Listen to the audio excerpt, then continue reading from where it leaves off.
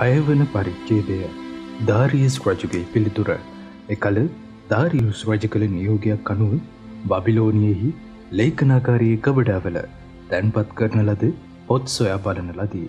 එවිට මේදියා ජනපදයේ තිබෙන එක් බතානා බලකොටුවෙහි වාර්තා පොතක් සම්භවීය. එහි මෙසේ කියා තිබිණි. සයිරස් රජුගේ පළමුවන අවුරුද්දේදී සයිරස් රජ ජෙරුසලමෙහි තිබෙන දෙවියන් වහන්සේගේ මාලිගාව ගැන මෙසේ නියෝගයක් කළේය. ඒ මාලිගාව පූජා ඔප්පු කරන ස්ථානයක් වශයෙන් ගොඩනගනු ලැබේවා. එහි අත්තිවාරම් සවිකොට පිහිටුවනු ලැබේවා. ඒ උස මීටර් 27ක්ද පළල මීටර් 27ක්ද විය යුතුය. මහා ගල් පේලි තුනකුත් අලුත් ලී පේලියකුත් ඇතිව එය සාදුනු ලැබේවා. වියදමද රාජ භාණ්ඩාගාරයෙන් ගෙවනු ලැබේවා. තවද නෙබුකද්නෙසර් විසින් ජෙරුසලමෙහි තිබෙන මාලිගාවෙන් රැගෙන බබිලෝනියට ගෙනෙන ලද දෙවියන් වහන්සේගේ මාලිගාවේ රන් රිදී භාණ්ඩ ආපසු දෙනු ලැබ ජෙරුසලමෙහි තිබෙන මාලිගාවේ නියම තැන්වල තැබීමට ගෙන යනු ලබාවා. ඒවා දෙවියන් වහන්සේගේ මාලිගාවේ තැබිය යුතුය. දාරියුස් රජ මේ නියෝගය නිකුත් කළේය. මේ නිසා යුප්‍රටිස් ගඟින් එගොඩ සිටින දේශාධිපති තැනවන තත්තිනයිද චෙතෙර් බෝසෙනයිද යුප්‍රටිස් ගඟින් එගොඩ සිටින පර්සියාවේ නිලධාරීන්ද ඔබේ සහකාරයන්ද යන ඔබ හැමදෙනම එතනින් ඈත්ව සිටින්න.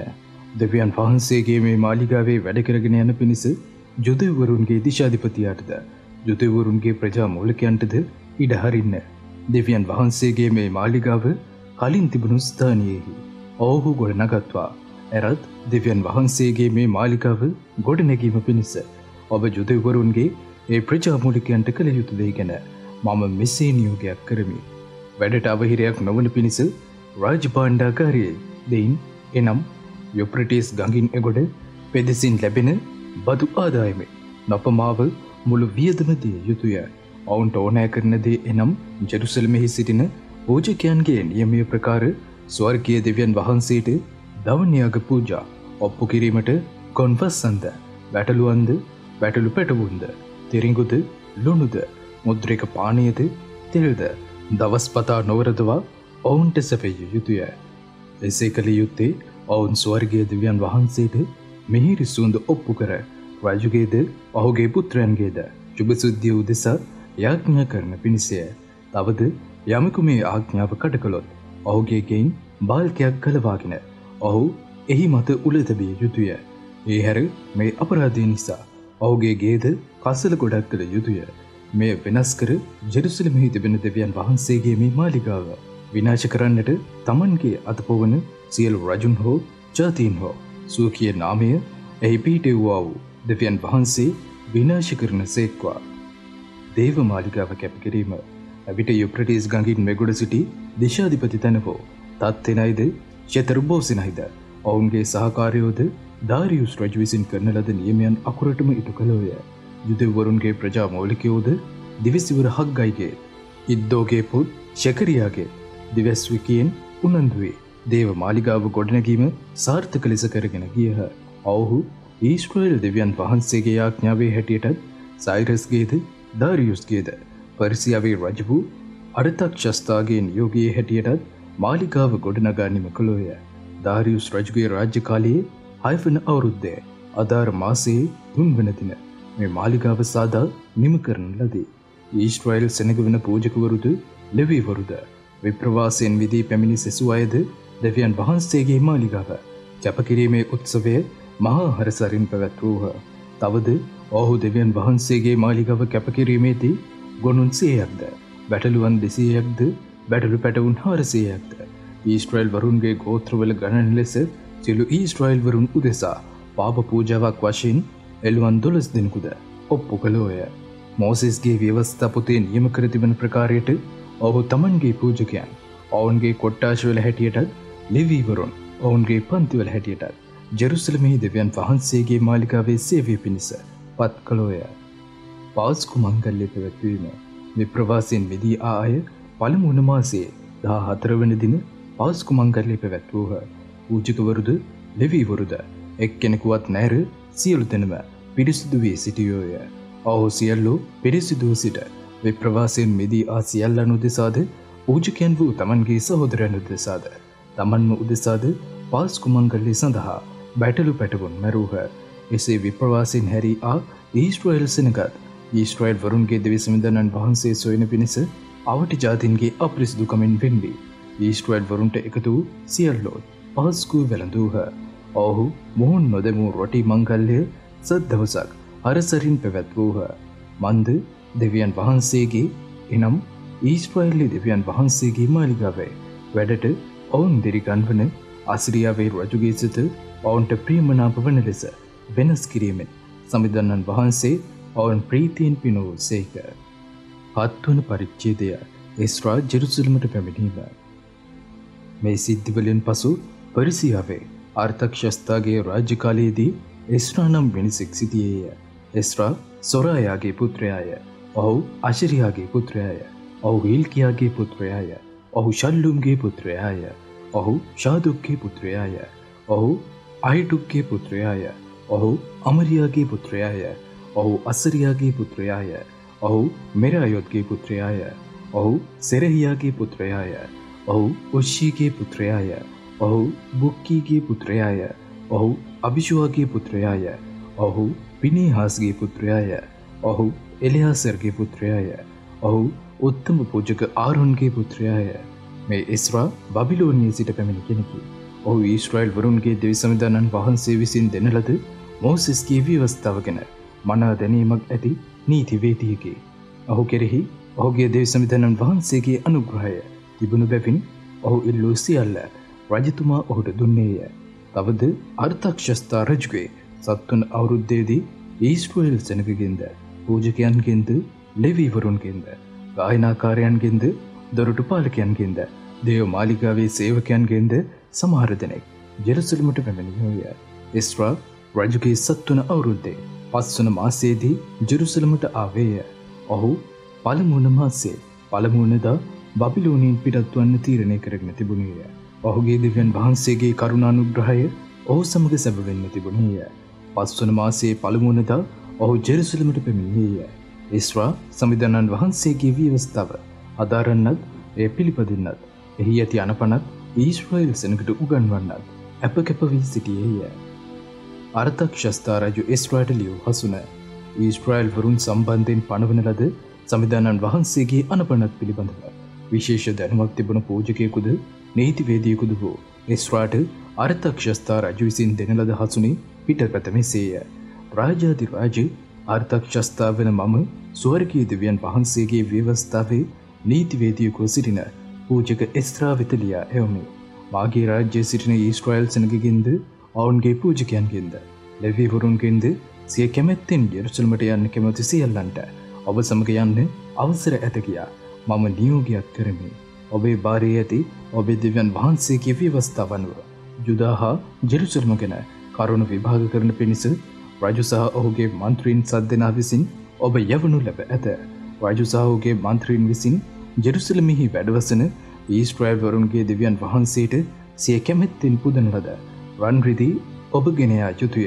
ඒ සමග මුළු බබිලෝනි ප්‍රදේශයේ ඔබට සොයාගත හැකි රන් රිදී සියල්ලද ජෙරුසලමෙහි ඇති තමන්ගේ දෙවියන් වහන්සේගේ මාලිගාව දෙසා සෙනඟ සහ පූජකයන් සිය කැමැත්තෙන් දෙන පඬුරුද ඔබ ගෙන යා යුතුය. එබැවින් මේ මුදල වැය කළ යුත්තේ ගොනුන්ද බැටළුවන්ද බැටළු පැටවුන්ද ඒ සමග ඕනෑ කරන ආහාර පූජා සහ පානීය පූජාද ගැනීමට පමණකි. ජෙරුසලමෙහි තිබෙන ඔබේ දෙවියන් වහන්සේගේ මාලිගාවේ පූජාසනය පිට ඒවා ඔප්පු කරන්න. ඉතිරිවන රන් රිදී වලින් ඔබටත් ඔබේ සහෝදරයන්ටත් කරන්න සුදුසුයයි පෙනෙන දෙයක් ඔබේ දෙවියන් වහන්සේගේ කැමැත්ත ලෙස කරන්න. තවද ඔබේ දෙවියන් වහන්සේගේ මාලිගාවේ මෙහෙය පිණිස ඔබට දෙන ලද භාණ්ඩ ජෙරුසලමේ දෙවියන් වහන්සේ ඉදිරියෙහි බාර දෙන්න. ඔබේ දෙවියන් වහන්සේගේ මාලිගාව දෙසා දෙන්නට ඔබට උවමනා තවත් දේවල් රජුගේ භාණ්ඩාගාරින් රැගෙන දෙන්න. තවද අර්තක්ෂස්තා රජු වන මම ස්වර්ගීය දෙවියන් වහන්සේගේ ව්‍යවස්ථාව පිළිබඳ නීතිවේදියා වන පූජක එස්රා විසින් ඔබෙන් ඉල්ලනු ලබන සියල්ල සැනකින් දෙන්න යොප්‍රටිස් ගඟෙන් එගොඩ සිටින සියලු භාණ්ඩාගාරිකයන්ට නියෝග කරමි. රිදී කිලෝග්‍රෑම් 2800ක් වන තෙක්ද තිරිඟු කිලෝග්‍රෑම් 13500ක් වන තෙක්ද මුද්‍රික පානෙ ලීටර් 2000ක් වන තෙක්ද තෙල් ලීටර් 2000ක් වන තෙක්ද ලුණු ඇතිතරම්ද දිය යුතුය. ස්වර්ගයේ දෙවියන් වහන්සේ විසින් අනුකරනු ලැබ තිබෙන සියල්ල ස්වර්ගයේ දෙවියන් වහන්සේගේ මාලිගාව දෙසා හරියාකාර කරනු ලැබේවා. එසේ නොකළොත් රජුගේ ඔහුගේ පුත්‍රයන්ගේ රාජ්‍ය කෙරෙහි උදහස පැමිණෙන්නට ඉඩ තිබේ. තවද පූජකයන් ලෙවීවරුන් ගායනාකාරයන් දොරටු පාලකයන් දේව මාලිගාවේ සේවකයන් හා දෙවියන් වහන්සේගේ මේ මාලිගාවේ සෙසු සේවකයන් වන කිසිවෙකුගෙන් තීරුබද්ධද ආදායම්ද සුංගම්ද අය කරන්න තහනම් බව අපි ඔබට දැනුම් දෙමු. එස්රා ඔබ යුප්‍රටිස් ගඟින් එකොඩ සිටින සියලු සෙනඟ විනිශ්චය කරන පිණිස ඔබේ දෙවියන් වහන්සේගේ විවස්ථාව දන්න විනිශ්චයකාරයන්ද නඩුකාරයන්ද ඔබට ප්‍රදානය කොට ඇති ඔබේ දෙවියන් වහන්සේගේ ප්‍රඥාව ලෙස පත් කරගන්න.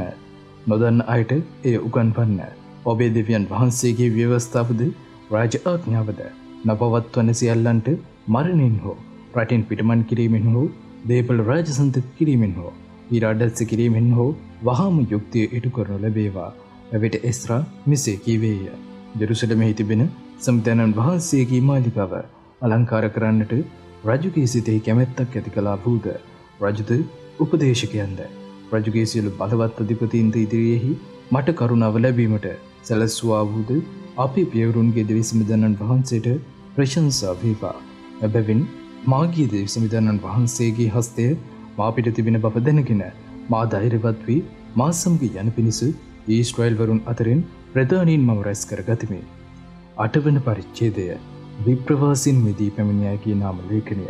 අර්තක්ෂස්තා රජුගේ රාජ්‍ය කාලයේදී මා සමග බබිලෝනියේ සිට පැමිණියාගේ පවුල්වල ප්‍රධානී වූ ඔවුන්ගේ පෙළපත් ලේඛන මෙසේය. පිනෙහාස්ගේ පුත්‍රයන්ගෙන් ගෙර්ෂොම්ය, ඊතාමාර්ගේ පුත්‍රයන්ගෙන් දානියෙල්ය, දාවිද්ගේ පුත්‍රයන්ගෙන් හට්ටුෂ්‍ය, පරොෂ්ගේ පුත්‍රයන්ගෙන් එක්කෙනෙකු වූ ශෙකනියාගේ පුත්‍රයන්ගෙන් චෙකරියාය. ඔහු සමග පෙළපත් වශයෙන් පිරිමි 150ක් ලියාපදිංචි කරනු ලැබූහ. පාහත් මෝවබ්ගේ පුත්‍රයන්ගෙන් චෙරහියාගේ පුත් එලියෝහෝනයි සහ ඔහු සමග පිරිමි 200ක්ය. ශෙකනියාගේ පුත්‍රයන්ගෙන් ජහසීයල්ගේ පුත්‍රයා සහ ඔහු සමග පිරිමි 300ක්ය. ආදීන්ගේ පුත්‍රයන්ගෙන් ජොනතන්ගේ පුත් ඒබෙත් සහ ඔහු සමග පිරිමි 50ක්ය. ඒලාම්ගේ පුත්‍රයන්ගෙන් අතලියාගේ පුත් යෂායා සහ ඔහු සමග පිරිමි 70ක්ය. ෂෙපටියාගේ පුත්‍රයන්ගෙන් මිකාኤල්ගේ පුත් සෙබදියා සහ ඔහු සමග පිරිමි 80ක්ය. යෝවාබ්ගේ පුත්‍රයන්ගෙන් ජෙහිල්ගේ පුත් ඔබදියා සහ ඔහු සමග පිරිමි 218 දෙනෙක්ය. ෂෙලෝමීත්ගේ පුත්‍රයන්ගෙන් ජෝසිපියාගේ පුත්‍රයා සහ ඔහු සමග පිරිමි 160ක්ය. බේබයිගේ පුත් චෙකරියා සහ ඔහු සමග පිරිමි 28 දෙනෙක්ය.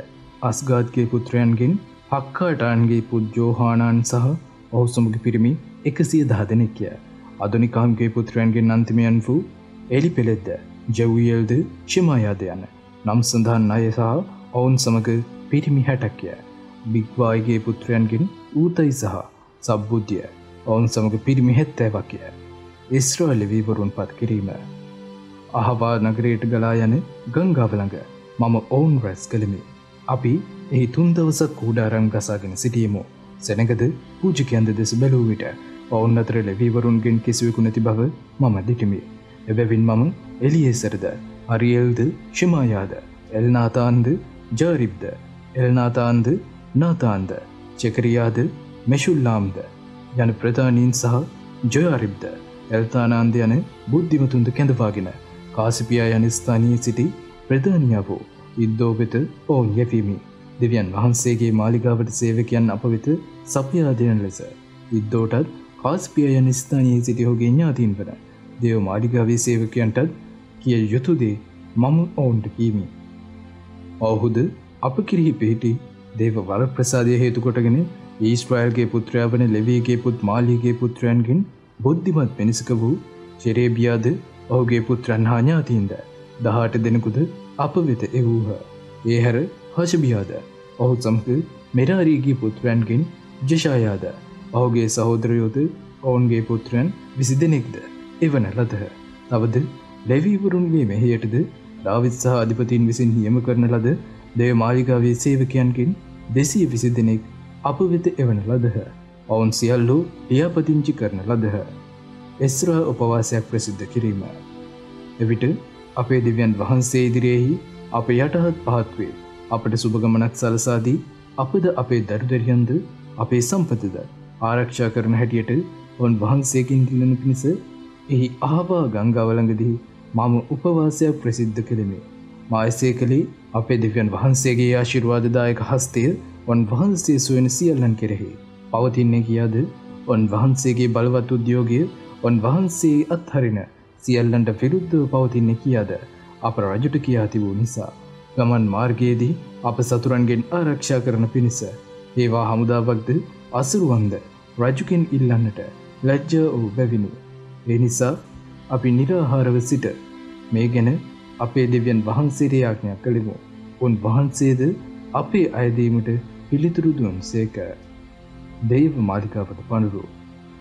ඉන්පසු ප්‍රධාන පූජකයන්ගෙන් 12 දෙනෙකු එනම් ශෙරබියාද ආචබියාද ඔවුන් සමග ඔවුන්ගේ ඥාතීන්ගෙන් 10 දෙනෙකුද තෝරාගෙන රජුද ඔවුන්ගේ උපදේශකයන්ද අධිපතීන්ද එහි සිටි සියලු ඊශ්‍රායල් වරුන්ද විසින් අපේ දෙවියන් වහන්සේගේ මාලිගාව උදෙසා දෙන ලද පඬුවන රිදීද රන්ද භාණ්ඩද කිරා ඔවුන්ට බාර දිනිමි. රිදී මෙට්‍රික් ටොන් 22කුත් කිලෝග්‍රෑම් 70ක් බර ඇති රිදී භාණ්ඩ 100කුත් රන් කිලෝග්‍රෑම් 3400කුත් කිලෝග්‍රෑම් 8.4ක් බර ඇති රන් තල 20කුත් රන්මෙන් අනර්ග වූ හොඳ දීප්තිමත් ලෝකඩ භාජන දෙකකුත් කිරා ඔවුන් අතර දිනිමි. මම ඔවුන්ට කතා කොට ඔබ හැම සමිධානන් වහන්සේට කැපූ අය භාණ්ඩද කැපය මේ රන් රිදී ඔබේ පියවරුන්ගේ දෙවි සමිධානන් වහන්සේට ඔප්පු කරන ලද ස්වේච්ඡා පූජාය ජෙරුසලමෙහි සමිධානන් වහන්සේගේ ගෘහයේ ඇතුළු ගෙවල් වලදී ප්‍රධාන පූජකයන් සහ ලෙවී වරුන්ද ඊශ්‍රායල් පිය වංශවල අධිපතීන්ද ඉදිරිපිටදී ඒවා කිරණතුරු ඒවා මුර කරමින් ප්‍රවේශම් කරන්න කීමි. පූජකයොත් ලෙවී වරු කිරණ ලද ඒ රිදීද රන්ද භාණ්ඩද ජෙරුසලමේ අපේ දෙවියන් වහන්සේගේ මාලිගාවට ගෙනෙන පිණිස බාරගත්හ. ජෙරුසලමට ආපසු පැමිණීම. ඉක්බිති අපි පළමුවන මාසයේ 12 වෙනිදා ජෙරුසලමට යන පිණිස ආවා ගඟ ළඟ සිට පිටත් වුනිමු. අපේ දෙවියන් වහන්සේගේ අනුග්‍රහය අප කෙරෙහි විය. උන් වහන්සේ සතුරන්ගේ යතිනුත් මංකොල්ලකාරයන්ගෙනුත් අප ගැලවූසේක. අපි ජෙරුසලමට පැමිණ 3 දිනක්ෙහි නැවතී සිටියෙමු. 4 වෙනිදා රිදීද රන්ද භාජනද පූජක උරියාගේ පුත් මෙරේ මුත් අතට අපේ දෙවියන් වහන්සේගේ මාලිගාව තුලදී කිරා දෙන ලද්දේය. ඒ සියල්ල ගණන් කරනු ලැබීය. ඒවායේ මුළු බර ලියා සටහන් කරන ලදී. ඔහු සමග පිනේහස්ගේ පුත් එලයාසර සිටියේය. ඔවුන් සමග ජේෂුවාගේ පුත් ජෝසාබාද්ද බින්නුයිගේ පුත් නොවදියාද යන ලෙවී වරු සිටියෝය. ඒ අවස්ථාවේදී විප්‍රවාසෙන් මිදී ආපසු පැමිණි අය ඊශ්‍රායල් වරුන්ගේ දෙවියන් වහන්සේට දවනියාග පූජා පිණිස සියලු ඊශ්‍රායල් වරුන් උදෙසා කොනුන් 12 දෙනෙකුද බැටළුවන් 96 දෙනෙකුද බැටළු පැටවුන් 77 දෙනෙකුද පාප පූජාවක් පිණිස එළුවන් 12 දෙනෙකුද ඔප්පු කළෝය. ඒ සියල්ල සමිධානන් වහන්සේට ඔප්පු කළ මහා දවනයාග පූජාවක් විය. තවද ඔහු රජුගේ ආඥා යොක්‍රටිස් ගඟින් එගොඩ සිටි රජුගේ දිශාධිපතීන්ට ආණ්ඩුකාරයන්ටත් බාර දුන්නෝය. එවිට ඔහු සෙනගටත් දෙවියන් වහන්සේගේ මාලිගාවටත් සහාය දුන්නෝය. 9 වන පරිච්ඡේදය මිශ්‍ර විවාහ ගැන ප්‍රශ්නය. මේ කටයුතු නිම වූ කල අධිපතිහු මාළඟට අවුත් කතා කොට ඊශ්‍රායල් සෙනගද පූජකයන් හා ලෙවී වරුන්ද විදේශ වැසියන් වන කානානි වරුන්ගේද හිත්ති වරුන්ගේද පෙරිස්වරුන්ගේද ජෙබුසුරුන්ගේද අම්මොන් වරුන්ගේද මෝවබ් වරුන්ගේද මිස්ර වැසියන්ගේද අමෝරි වරුන්ගේද පිළිකුල් ක්‍රියාවලින් වැළකී සිටියේ නැත. ඔවුන් තමන්ටත් තම පුත්‍රයන්ටත් මේ විදේශීය කාන්තාවන් සරණ පවාගෙන ඇත. මෙසේ ශුද්ධ ජාතිය විදේශිකයන් සමග මිශ්‍ර වී ඇත. එසේය මේ ද්‍රෝහිකමට මූලික වූ අධිපතිහු හා නිලධාරීහු යයි කීවෝය. මේ පුවත මා ඇසූ විට මම බලාපොරොත්තු රහිතව මාගේ වස්ත්‍රයත් සලුවත් ඉරාගෙන මාගේ හිසකෙස්ද රැවුලද උදුරාගෙන තුෂ්ණීම් භූතව හිඳගතිමි. එවිට විප්‍රවාසයෙන් විදී පැමිණි අයගේ ද්‍රෝහිකම් ගැන ඊශ්‍රායල් වරුන්ගේ දෙවියන් වහන්සේ කීදීන් කම්පා වූ හැමදෙනම මා ළඟට රැස් වූහ. මම වනාහි සවස පූජාව ඔප්පු කරන තෙක් තුෂ්ණීම් භූතව එහි උන්නිමි. එස්රා කරුණාවිල්ලා යදීම. සවස පූජාව පවත්වන වේලාව පැමිණි විට මම මාගේ සිහි නැති බව පෙන්නකිට ඉරාගත් මාගේ වස්ත්‍රයේද මාගේ සලුවද ඇතිව දනින් වැටි මාගේ දෙවි සමිධානන් වහන්සේ දෙසට මාගේ අත් විදහාගෙන කතා කොට මාගේ දෙවියන් වහන්සේ මම ලැජ්ජාවට පත්වී මාගේ දෙවිවන ඔබ දෙසට මාගේ මුහුණ ඔසවන්නට බියෙන් සිටිමේ. මන්ද අපේ ද්‍රෝහිකම අපේ හිස්වලටත් ඉහළින් නැගී ගොස් ඇත. අපේ පාප ස්වර්ගය දක්වා නැගී තිබේ. අපේ පියවරුන්ගේ කාලයේ පටන් අද දක්වා අප අතිශයින් වර්ධකාරයන්ව සිට අපේ අපරාධ නිසා අපිද අපේ රජවරුද අපේ පූජකයෝද අද දවසේ තිබෙන හැටියට විදේශවල රජවරුන් අතටත් කඩුවට වහල්කමටත් කොල්ඩ කැමටත් විදිලැජ්ජාවටත් පාවා දෙනු ලැබුණු. අද අපේ දුක්විත තත්ත්වය එයයි. එහෙත් දැන් ස්වල්ප වේලාවකට අපේ දෙවිසමිදානන් වහන්සේ අපට කරුණා කොට අපෙන් ස්වල්ප දෙනෙකුට ඉතිරිව සිටින්නන් මේ ශුද්ධස්ථානයේ සුරකිව විසීමටත් ඉඩදී තිබේ. අපේ දෙවියන් වහන්සේ අපට නව ජීවිතයක්ද අපේ වහල්කමේදී අපට තරමක සහනයක්ද දී ඇත්තේ මේ අන්දමටය. මන්ද අපි වහල්ලුය. එහෙත් අපේ වහල්කමේදී අපේ දෙවියන් වහන්සේ අපත් නොහැර අපේ දෙවියන් වහන්සේගේ මාලිගාව ගොඩනැගීමටත් එහි කැඩුම් බිඳුම් ප්‍රතිසංස්කරණය කිරීමට ජුදාහිද ජෙරුසලමෙහිද අපට සුරකිව විසීමටත් පරිසියාවේ රජවරුන් අභිමුවෙහි අපට කරුණාව පෙන්වූ සේක. එබැවින් අපේ දෙවියන් වහන්ස මේ සියල්ලට පසු අපි කුමක් කීමුද? මන්ද ඔබේ මෙහිකරුවන් වූ දිවස්වරුන් මගින් ඔබ අනකරවන ලද ඔබේ ආඥාපන් අපි කඩ කළෙමු. ඔවුන් කී දේ මෙසේය. ඔබ හිමි කරගන්නට යන දේශය ඒ ජනයන්ගේ පිළිකුල් ක්‍රියාවලින්ද කිලුටුකම් වලින්ද එක් කොනක සිට අනික් කොන දක්වා පිරී තිබේ. ඔවුන්ගේ අපවිත්‍රකම නිසා එය අපවිත්‍ර දේශයක්ව තිබේ. ඒ නිසා ඔබේ දූවරුන් ඔවුන්ගේ පුත්‍රයන්ට පෙළවහට දීමවත් ඔවුන්ගේ දූවරුන් ඔබේ පුත්‍රයන්ට පෙළවහට ගැනීමවත් ඔවුන්ගේ සාමය හා ශුභ සිද්ධිය සෙවීමවත් නොකළ යුතුය. මෙසේ ඔබ බලවත්ව සිට දේශයේ සරු පලදාව භුක්තිවිඳ එය සදහටම ඔබේ දරුවන්ට උරුම කර දෙන්නහුය. ඉතින් අපේ නපුරු ක්‍රියා හා අපරාධකාරකමද නිසා අපට පැමිණි සියල්ලට පසුව අපේ දෙවිවන ඔබ අපේ අයුතුකම්වල තරමට අපට දඬුවම් නොකර මෙලෙස ගැලවී සිටින්නට අපට ඉඩ සලසා දී තිබියදී අපි නැවතත් ඔබේ ආඥා කඩකර මේ පිළිකුල් දේ කරන ජනයන් හා සමග ආවාහ විවාහ කරගනිමුද? එසේ කොළොත් එක්කෙනෙකුවත් ගැලවී ඉතුරු නොවන ලෙස අප නැති කර දමනතුරු ඔබ අප කෙරෙහි උදහස් නොවන සේක්ද? ඊශ්‍රායල් වරුන්ගේ දෙවි සමිදානන් වහන්සේ ඔබ ධර්මිෂ්ඨය. මන්ද අද තිබෙන ලෙස අපි කුඩා පේසක් ඉතිරිව සිටිමු. මෙන්න අපි ඔබ ඉදිරියේ අපේ අපරාධවල ගැලී සිටිමු. මන්ද මේ කාරණය නිසා ඔබට මුහුණ දී සිටින්නට අපට නොහැකිය. 10 වන පරිච්ඡේදය සෙඩඟ පසුතැවී සිත් හරවා ගැනීම. මෙසේ එස්රා හඬමින් දෙවියන් වහන්සේගේ මාලිගාව ඉදිරියේ මොනින් තලාවී යාඥා කර පාපුච්චාරණය කරමින් සිටියදී පුරුෂයන්ගෙන්ද ස්ත්‍රීන්ගෙන්ද ළමයින්ගෙන්ද යුත් ඊශ්‍රායල්වරු ඉතා විශාල සමූහයක් ඔහු වෙත රැස් වුණෝය. ඔහු මහා දුකින් හැඬූහ. එවිට ඒලාම්ගේ පුත්‍රයෙකු වූ යෙහියල්ගේ පුත් චෙකනියා එස්රාට කතා කරමින් අපි විදේශවලින් අන්‍ය ජාතික ස්ත්‍රීන් සරණ පාවා ගැනීම හේතු කොටගෙන අපේ දෙවියන් වහන්සේට විරුද්ධව අපි පව් කළෙමු. එසේ වුවත් ඊශ්‍රායල් වරුන්ට තාමත් බලාපොරොත්තු තිබේ. ඒ නිසා ඒ සියලු භාර්යාවන්ද ඔවුන්ගෙන් උපන් දරුවන්ද ඉවත් කරන ලෙස මාගේ ස්වාමියාගේද අපේ දෙවියන් වහන්සේගේ ආඥාවට බියවන්නන්ගේද දැනුමැතිකමේ හැටියට අපේ දෙවියන් වහන්සේ සමග ගිවිසුමක් කරමු. අපි ව්‍යවස්ථානුකූලව ක්‍රියා කරමු. නැගිටින්න. මේ ගැන වගකීම ඔබට අයිතිය. අපි ඔබට සහාය දෙමු. නිර්භීතව ක්‍රියා කරන්නයි එස්රාට කීවේය. එවිට එස්රා නැගිට චෙකනියා කී පරිදි කරන ලෙස පූජකයන්ගෙන්ද ලෙවීවරුන්ගෙන්ද සියලු ඊශ්‍රායල් වරුන්ගෙන්ද අධිපතීන්ගෙන්ද දිවුරුම් ගත්තේය. ඔවුහුද දිවුරුම් දුන්හ. එවිට එස්රා දෙවියන් වහන්සේගේ මාලිගාව ඉදිරියේ නික්ම එලියාෂිබ්ගේ පුත් ජෝහෝහානාන්ගේ කාමරයට ගියේය. ඔහු එහි ගොස් කෑම නොකා වතුර නොබී සිටියේය. මන්ද විප්‍රවාසීන් මිදී පැමිණි අයගේ අපරාධය ගැන ඔහු වැළපුණ බැවිනි. එවිට විප්‍රවාසීන් මිදී ආපසු පැමිණි සියලු දෙනම ජෙරුසලමට රැස්වන්නට කියා ප්‍රකාශනයක් යුදා හා ජෙරුසලම මුළුල්ලේ පළ කරන ලදී. තවද අධිපතීන්ගේද රජා මූලිකයන්ගේද නියමය අනුව 3 දවසක් ඇතුළතදී යමෙකු නොපැමිණියොත් ඔහුගේ සියලු දේපර පවලා ගනු ලබන බවත් විප්‍රවාසීන් මිදී ආපසු පැමිණි අයගේ සමාගමෙන් ඔවුන් නැරපුන් ලබන බවත් පළ කරන ලදී. එවිට ජුදාහිද බෙන්ජමින්හිද සියලු මිනිස්යෝ 3 දවසක් ඇතුළත ජෙරුසලමට රැස් වූහ. ඒ දවස 9 වන මාසයේ 20 වනදාය. මුළු සෙනඟ මේ කාරණය නිසා තද වර්ෂාව නිසාත් දෙවියන් වහන්සේගේ මාලිගාව ඉදිරිපිට එලිමහනේ වැවුලමින් ඉඳගෙන සිටියෝය. පූජක එස්රා නැගිට ඔවුන්ට කතා කොට ඔබ හැම අන්‍ය ජාතික ස්ත්‍රීන් සරණ පාවා ගැනීමෙන් මහා ද්‍රෝහිකමක් කර ඊශ්‍රායෙල් වරුන්ගේ පාප තවත් වැඩි කර ඇත.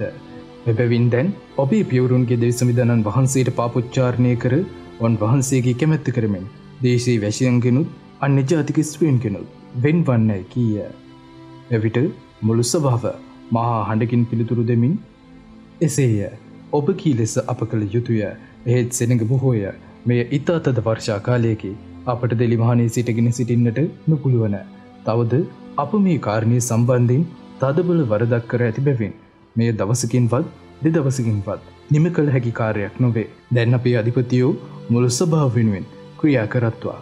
මේ කාරණය නිසා අපේ දෙවියන් වහන්සේගේ බලවත් උදහස අප කෙරෙන් පහව යනතුරු අපේ නගරවල අන්‍ය ජාතික ස්ත්‍රීන් පාවාගෙන සිටින සියල්ලෝද ඔවුන් සමග එක එක නුවර ප්‍රජා මූලිකයෝද විනිශ්චයකරුවෝද නියමිත කාලවලදී පැමිණෙත්වායි කීවෝය.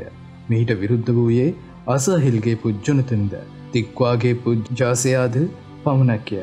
මෙෂුල්ලාම්ගේද ලෙවීය වූ චිබ්බෙතයිද ඔවුන්ට සහය දුන්හ. මේ ප්‍රවාසෙන් මිදී ආපසු පැමිණි අය එසේ කළෝය. පූජක එස්රාද තමන්ගේ පිය වංශවල හැටියට පිය වංශවල ප්‍රධානීන් එකිනෙකා නම් වශයෙන් පත් කළේය.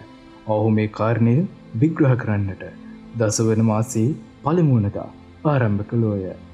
අන්‍ය ජාතික ස්ත්‍රීන් සරණ පාවාගෙන සිටි සියලු දෙනා සම්බන්ධ කරුණෝ ඔහු පළමුවන මාසයේ පළමුවනදා තීන්දුව කළෝය. වරදකරුවන්ගේ නාම ලේඛනය. පූජකයන්ගේ පුත්‍රයන් අතරින් අන්‍ය ජාතික ස්ත්‍රීන් සරණ පාවාගත් සමහර දෙනෙක් සම්භව වූහ. එනම් ජෝෂාදාගේ ජේෂුවාගේ පුත්‍රයන්ගෙන්ද ඔහුගේ සහෝදරයන්ගෙන්ද මයසේයා, එලියසර්, ජාරීබ් සහ ගෙදලියාය. ඔහු තමන්ගේ භාර්යාවන් අතහරින බවට පොරොන්දු දුන්හ. තවද ඔහු පාප පූජාවක් වශයෙන් රැලෙන් බැටළුවෙකු බැගින් ඔප්පු කළෝය. ඉම්මෙර්ගේ පුත්‍රයන්ගෙන් හනානි සහ සෙබදියාය. හාරිම්ගේ පුත්‍රයන්ගෙන් මයසේයා, එලියා, ෂෙමායා, ජෙහියේල් සහ උෂ්ෂියාය. පාෂූර්ගේ පුත්‍රයන්ගෙන් එලියෝයේනයි, මයසේයා, ඉෂ්මාහිය, නෙතනෙල්, ජෝසාබාද් සහ එලාසාය. ලෙවීවරුන්ගෙන් ජෝසාබාද්, ෂිමෙයි, කේලායා, එනම් කෙලීටා, පෙතහියා, ජුදා සහ එලියසර්ය. ගීතිකාකාරයන්ගෙන් එලියාෂිබ්ය. දොරටුපාලකයන්ගෙන් ශල්ලුම්, ටෙලෙමි සහ උරීය. ඊශ්‍රායෙල් වරුන් අතරින් පරුෂ්කී පුත්‍රයන්ගෙන් රමියා, ඉස්සියා, මල්කියා, මියාමින්, එලයාසර්, මල්කියා සහ බෙනායාය. ඒලාම්ගේ පුත්‍රයන්ගෙන් මත්තනියා, චෙකරියා, ජෙහියෙල්, අබ්දි, ජෙරෝමොත් සහ එලියාය. සට්ටුගේ පුත්‍රයන්ගෙන් එලියෝයේනයි, එලියාෂිබ්, මත්තනියා, පෙරේමොත්, සාබාද් සහ අසීසාය. ඊශ්‍රායෙල් වරුන් අතරින් පරුෂ්කී පුත්‍රයන්ගෙන් රමියා, ඉස්සියා, මල්කියා, මියාමින්, එලයාසර්, මල්කියා සහ බෙනායාය. ඒලාම්ගේ පුත්‍රයන්ගෙන් මත්තනියා, චෙකරියා, ජෙහියෙල්, අබ්දි, ජෙරේමොත් සහ එලියාය. සට්ටුගේ පුත්‍රයන්ගෙන් එලියෝයේනයි, එලියාෂිබ්, මත්තනියා, ජෙරේමොත්, සාබාද් සහ අසීසාය. බේබයිගේ පුත්‍රයන්ගෙන් ජෙහෝහානාන්, හනනියා, සබ්බයි සහ අත්ලයිය. කානීගේ පුත්‍රයන්ගෙන් මෙෂුල්ලාම්, මල්ලූක්, අදායා, ජාෂුබ්, ෂෙයල් සහ ජෙරේමොත්ය. පාහත් මෝවබ්ගේ පුත්‍රයන්ගෙන් අද්නා, කෙලාල්, බෙනායා, මයසේයා, මත්තනියා, ඩිසලෙල්, බින්නුයි සහ මනස්සේය. හාරිම්ගේ පුත්‍රයන්ගෙන් එලියේසර්, ඉෂ්ෂියා, මල්කියා, ෂෙමායා, ෂිමෙයොන්, බෙන්ජමින්, මල්ලුක් සහ ෂෙමරියාය. ආෂුම්ගේ පුත්‍රයන්ගෙන් මිත්තෙනයි, මිත්තත්තා, සාබාද්, එලිපෙලෙත්, ජෙරේමෙයි, මනස්සේ සහ ෂිමෙයිය. බානිගේ පුත්‍රයන්ගෙන් මයදයි, අම්රාම් සහ ඌයෙලිය. බෙනායා, බේදයා, කෙලූහි, වනියා, මෙරේමොත්, ඉලියාෂිබ්, මත්තනියා, මත්තෙනයි සහ ජාසුය. බානි බින්නුයි සහ ෂිමෙයිය. ෂෙලමිනා, ෂෙලමියා, නාතාන් සහ අදායාය. මක්නදෙබයි, ශාෂයි, ශාරයි, අසරේල්, ෂෙලමියා, ෂෙමරියා, ශල්ලුම්, අමරියා සහ ජෝසප්ය. මෙබෝගේ පුත්‍රයන්ගෙන් ජෙයියෙල්, මත්තිනියා, සාබාද්, සෙබීනා, ඉද්දෝ, යෝවෙල් සහ බෙනායාය. මේ හැමදිනම අන්‍ය ජාතික ස්ත්‍රීන් පාවාගෙන සිටියෝය. ඒ භාර්යාවන්ගෙන් සමහරු දරුවන්ද ලැබ සිටියෝය.